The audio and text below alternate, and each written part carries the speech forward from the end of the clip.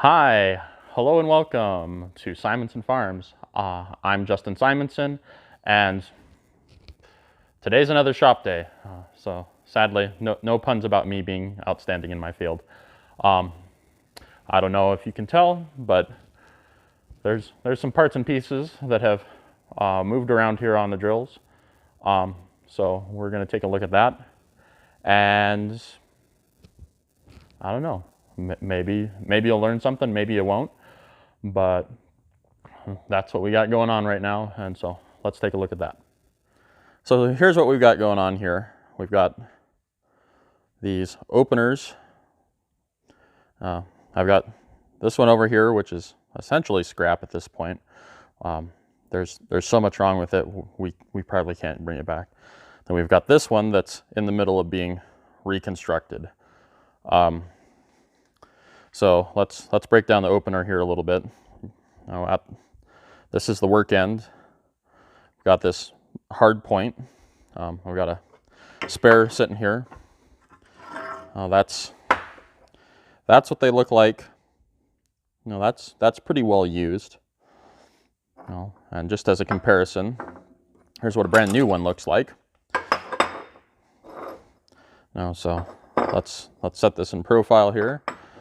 Now there's a pretty good amount of material that's missing off of this front edge. I mean, that gets this funny kind of dimple groove. This one doesn't have it too bad, but you can kind of see this groove wore in there. Whereas that is, that's pretty much not. So plus, that's nice and shiny, and this one's all rusty and gross. But that's there's the points. They slip in and out of here. There's some hardware, and you can see our shiny hardware here on our brand new point. This shiny or brighter, let's go with brighter piece of metal here that the clamps are on. This was a section that actually got cut out. So there was this guy here that used to be there, but as you can kind of tell, there's this spot where it's bent up. A little bit of that is from the getting tore off, but it's actually really thin through here from those packer wheels rubbing on it. And we don't like that, because if that's not any good. Plus, now that I look at it, that edge there has been wore down because somebody let these points run down so far that it started to wear into this, because it should be this nice pointy straight line here, and this one kind of wiggles and is a little soft in the point.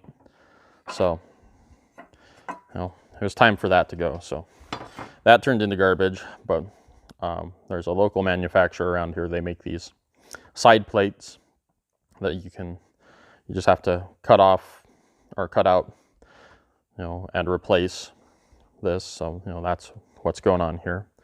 The reason why I say this one is scrap, if you look up here, this is wore into real good. I mean, that up there should look similar to this stuff here. And well, actually, let's just go from this one to that one. I mean, you can see there's a rub mark up here, but there's no holes in this metal. The welds are still there. And this one, all that's gone. So that's not good. And then when we turn this, oh yeah, there's this dent that you really can't see too good. Somebody was hitting it with a hammer because it was probably plugged. I mean, if you look really close, there's still material inside of this one, so it's still plugged.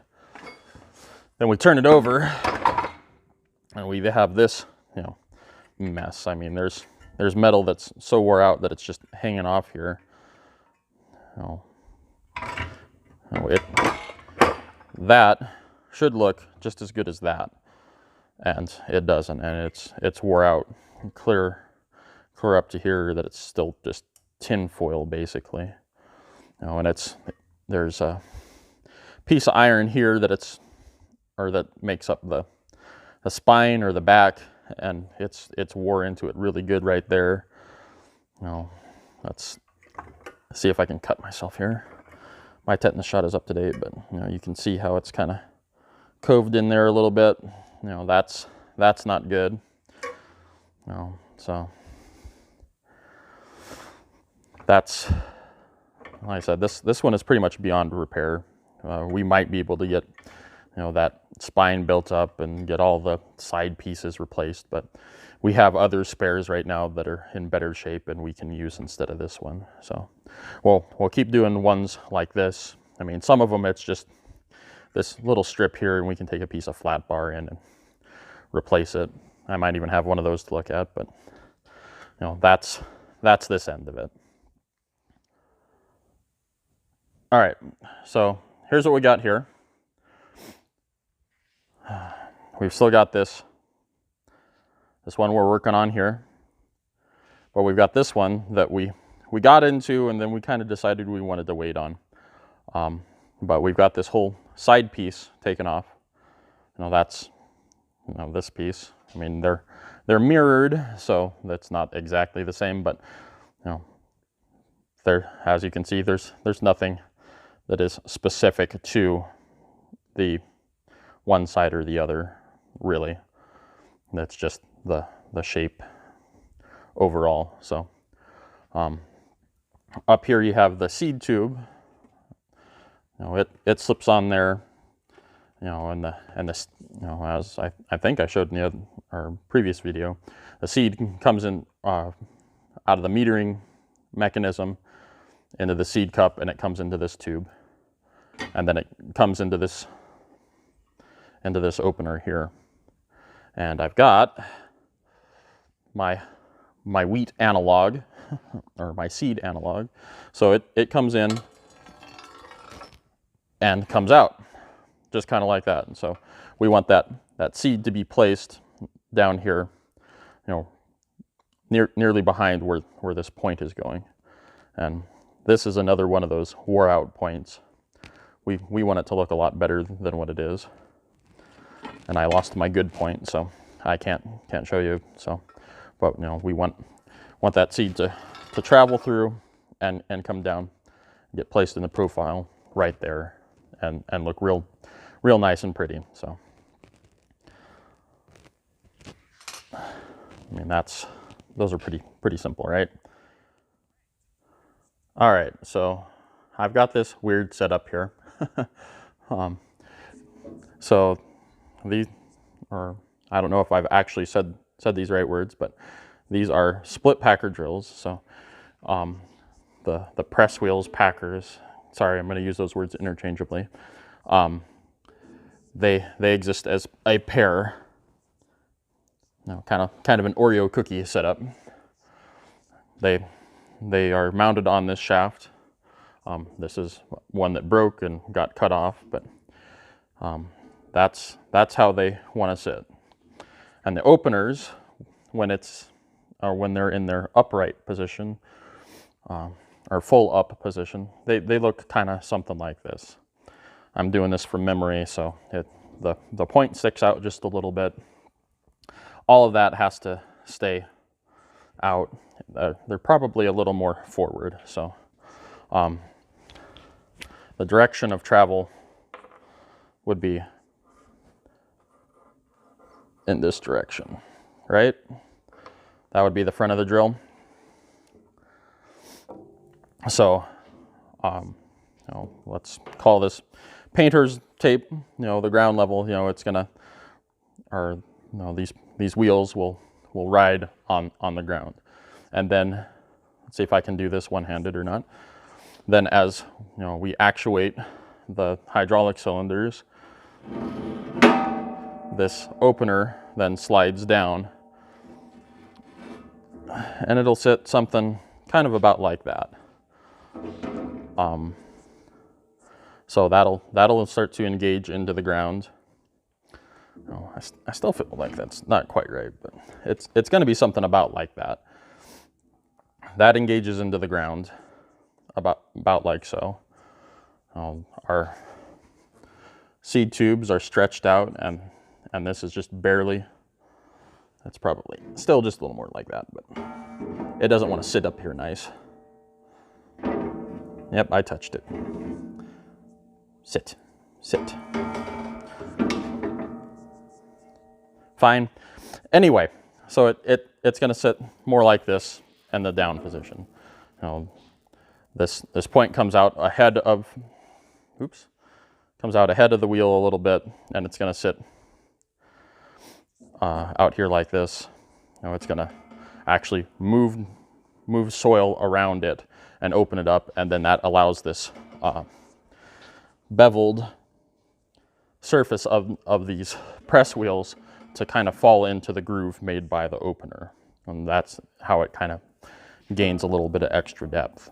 So, I mean, when we're going, or like this past year seeding, I mean, there's about that, or the soil is actually coming up to about here on that press wheel.